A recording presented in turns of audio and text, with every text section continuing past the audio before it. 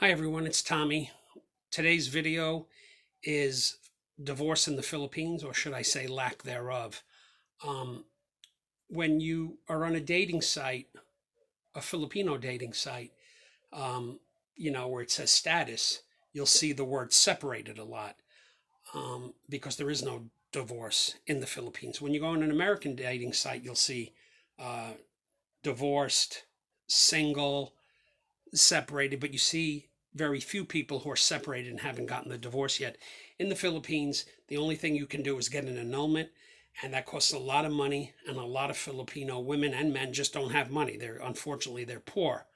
Um, so not being able to afford an annulment, the guy cheats on the wife all the time, or she gets pregnant and he takes off because he can't be bothered, or they just hate each other and he takes off. Whatever the reason, they're separated. They could have been separated for 10, 15 years.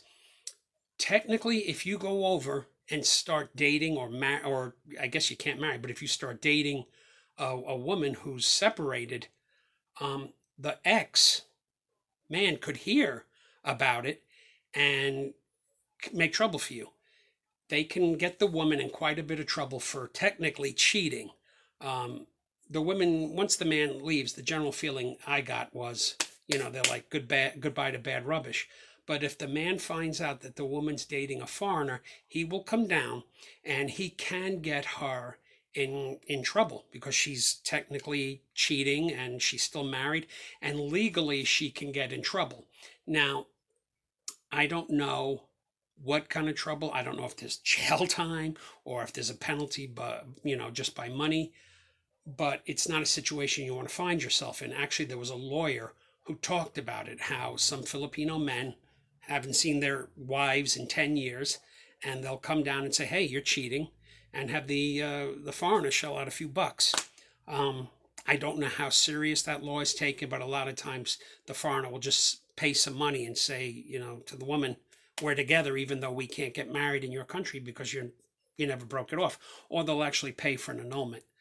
It's I'm pretty sure it's because of the Catholic Church's influence on the Philippines. Their influence also leads to lack of birth control, lack of condoms, and other things that are, from the 1500s. Um, but they don't allow divorces. You have to pay a high price for an annulment. Um, it's a way for a guy who is a bit of a dirtbag to come back and extort money out of you and your girlfriend at the time or whatever.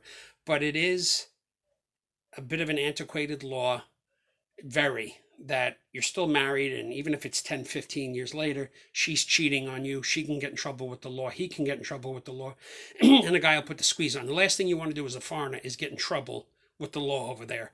I'm not going to make a video about it, but I'll just say it right now. Jails anywhere are bad places. Jails in the Philippines make jails in America seem like Club Med. Don't don't do it. This is for anyone who's thinking of going over there. Um, you want to, you really want to make sure your I's are dotted and your T's are crossed. Be careful with the separated thing, and find out as much as you can before you get in big trouble. Um, when you're on an American dating site, divorced, widow, single, you get that. Over there, when you're on a site, it's either separated or single, or occasionally you'll see widow. Um, just be careful. If you do go over there, make sure it's the woman you really want to be with, and realize when you go in there, you're not going to be able to get a divorce if you don't start, if you guys start having differences and can't get along. And if you are going over there to meet somebody who's separated, try and see if you can cut off any problems, head them off at the pass. But that's enough for now. It's a little bit of a serious subject, and hopefully it never comes up for anyone. All right, thank you and have a good night.